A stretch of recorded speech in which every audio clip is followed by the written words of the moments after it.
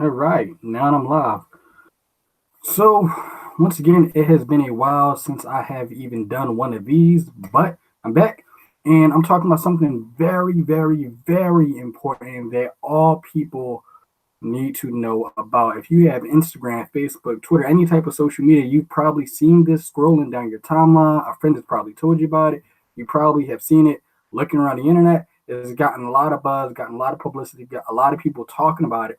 And today or tonight, because it's nighttime, I am going to express my opinions, my views, and then I'm going to give the facts and the evidence. I actually have documentation and things along those lines to not just give forth my arguments, but I'm going to give the objective evidence, the objective proof of what exactly is going on and why I can definitely see Tulsa Real Estate Fund for what it is. It is definitely, I would say, I'm 99% accurate because you got to have at least a 1% error bar. I'm 99% accurate that Tulsa Real Estate Fund is a scam. You will lose your money. So, for those of you who don't know, let me just rewind the clock. Let me just backtrack really quickly. So, Tulsa Real Estate Fund is an LLC that was started about 2 years ago by a guy named Jay Morrison. And Jay Morrison is a supposed real estate investor, real estate manager. He's this real estate guru. And so he comes along, he has a plan, and he decides to crowdfund for an IPO. Now, these are not my words. He is on his Instagram page. He's calling it an IPO. He's calling it an initial public offer. So he goes and he crowdfunds the money to get his IPO together. And in about 4 days, as the story goes, he raised about $6.4 million. Very, very good. That's great. That's nice. Um, but there are a lot of things that people are not aware of. And obviously, because I'm speaking out against it, I'm going to get a lot of backlash, and a lot of people are going to say I'm a hater. But being as I work in investment banking and I deal with securities and funds and I deal with this stuff every day, I think I would know what I'm talking about. I've also sat down with some investor buddies of mine, and we actually had some talks about this. Uh, got some advice from them. We talked about it in our circle, and it definitely doesn't sit right with any of this. Even if they didn't think it was a scam, they told me they definitely wouldn't even invest. So whether it's a scam or not, it's definitely a bad investment. So maybe that's a better way of putting it. It's a bad investment for you to make. It's not a smart investment. So first thing first, I'm actually going to share my screen. And here we go.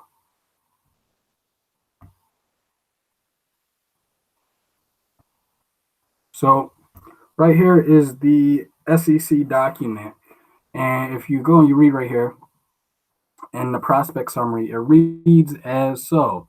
It says, since our inception through December 31st, 2016, now this is the company speaking, they say we have not generated any revenues and have incurred a net loss of $0. We anticipate the commencement of generating revenues in the next 12 months. The capital raised in this offering has been budgeted to cover the costs associated with beginning to operate our company, marketing expense, and acquisition related costs. We intend on using the majority of the proceeds from this offering for the acquisition of properties. However, closing and other acquisition related costs, such as title insurance, professional fees, and taxes, will likely require cash.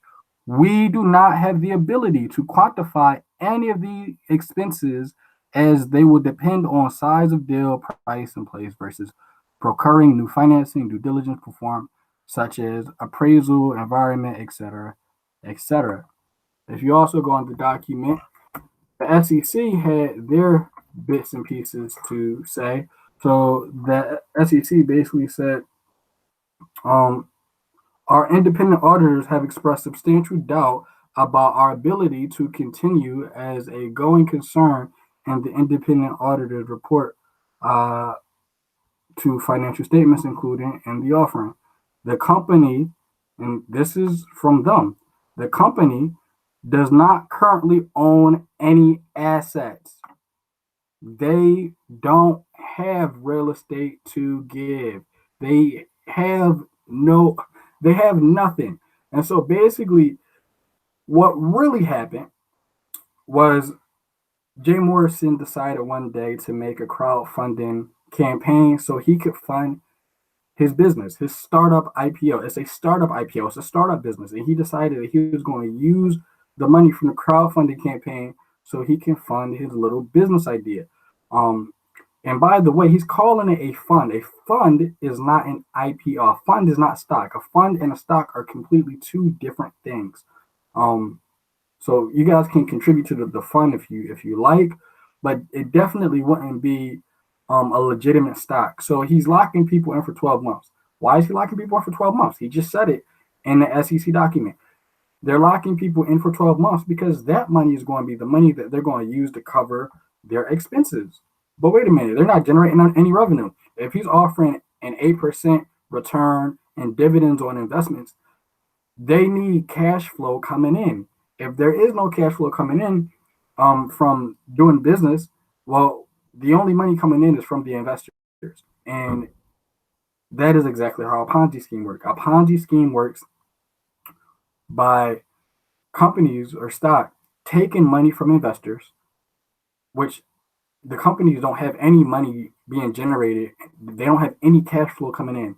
All of their money comes from investors. And what happens is it gets to the point where they get so many investors that the money generated from investors to pay the old investors, right? So the money being generated from the new investors can't keep up with the whole process of equilibrium to pay the old investors off. And so the bubble collapses. It's a financial bubble. And at first, there is this constant flux of equilibrium where it's balanced. But the more people you have coming in, the more people, as time goes on, the more people who you're going to have to pay at the bottom of the pyramid. So new people are coming. New people are coming at the bottom, you could say. And the people at the top, the people who have been there for a long time, they need to get their money, but the cash can't flow up to the top. Or you could even say the bottom. But if you think of it like a bubble, it's a lot easier. But long story short, um, he's not gonna have enough money to pay these people back, especially if the only money he's getting is from investors. He just won't. He won't be able to. That's the reality of it. Um, and by the way, before he actually made his campaign, it wasn't that his company just owned $0 in assets, meaning nothing. His company had a negative net worth. His company was in debt $15,000.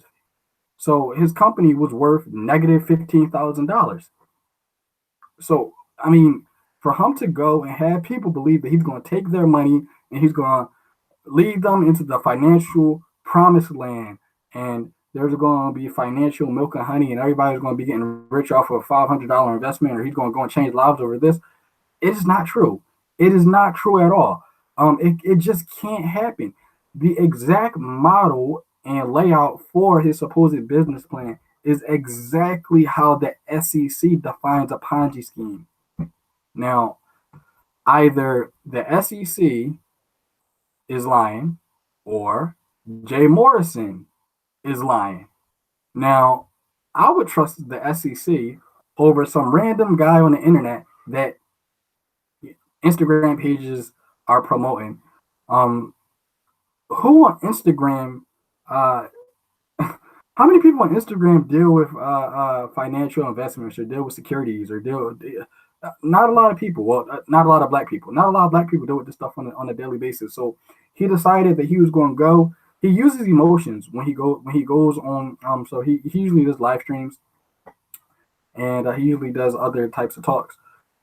And what I've noticed is he definitely doesn't use any numbers. He definitely doesn't um, stick to facts and evidence, reason, and logic. He uses emotion. And you know what's funny? The exact same way how, I'm sorry to say this, black pastors go and they steal from the black community by stealing money, by using them the emotions to rile up black women. Jay Morrison is doing the exact same thing. You go on his live stream and there's nothing but silly black women um, basically building him up. Now there are some black women who actually are like smart to this, and they're like, no, this is stupid, this is dumb. But the main protagonists, the main people actually building this up, are you know silly black women who, I mean, they never dealt with investments or anything like that before. So I mean, can't necessarily blame them because they don't know. But at the same point in time, if you're going to take $500 of your hard-earned money and just give it to some random stranger because he just makes it sound good, he makes it seem like he's going to lead you to the financial promised land and help you fight against the oppressor, that is stupid. You are stupid. Um, but I mean, like I said before, definitely is a bad investment. I've been talking about this for the last couple of days, and what I'll do is I'll put different taglines in the video so people who are looking for more information about can find this video and get the information that is in it. Now there's one other video I saw. The guy, his name is like Attorney Tony or something like that. He has a lot more information in his video than I would be able to give in my video. Uh, he just has like the production costs and stuff like that. It looks nice. But you can look at his video as well. But I mean, the first 2 minutes of me looking into this, I knew it was crap. Um, I mean, this guy he basically came out of nowhere. That's number one. His company doesn't have a track record. His company doesn't have a balance sheet. You can't trade his stock. I mean, there's so many different things. He's locking you in for 12 months. I mean, there are so many red flags. With a real stock, they don't lock you in for 12 months. There are some forms of trading where you need a certain amount of capital so that you can trade. When you do day trading, you need at least $25,000. If you hit below $25,000, then you can't trade anymore. And the reason why the SEC made those specific regulations is because they don't need people making that much of a high risk investment. When if you don't have the money, there is no reason for you to make those type of high risk day trading investments. So there are things and securities where you need a certain amount of money so you can play, but there isn't anything where they lock you in for 12 months. That is not how a stock works. You can pull your money out at any time, and you can sell it. You're supposed to buy low and sell high. So they're going to use all of this money to cover expenses. So I'm going to predict what's going to happen. This is probably the most important part of the video. I'll predict that within the next 6 months, it may be an email list where he will email out a balance sheet to his investors. And this sheet will track their investment. Now, here's the thing, it's going to be fake. Not meaning that they didn't make a return on their money per se, but they can't pull their money out. So remember what I just said. The only way Ponzi schemes make money is by getting new investors. They're going to keep on getting new investors, and they're going to keep on getting new people putting money into their fund, and they're going to use that money as a front. They're going to use that money to make it seem like the investors' money is growing. Don't believe it. It is a lie. If they don't have any money being generated from real estate, like what their business is supposed to be about, don't believe it. After they do this, within like the next 6 months, 6 months afterwards, while everybody is thinking they're making money and everybody thinks they're about to cash out on the 12th month, Jay Morrison is going to run to the banker. He's going to go wherever he goes, and the financial bubble is going to collapse.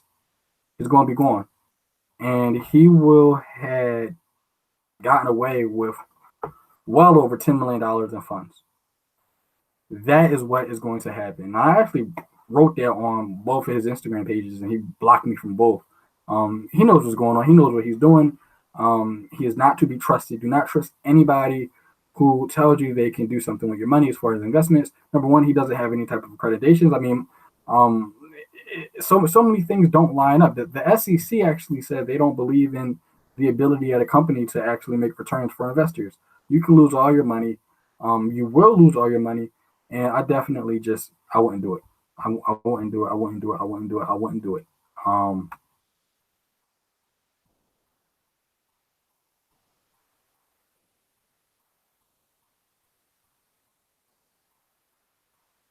Let's see.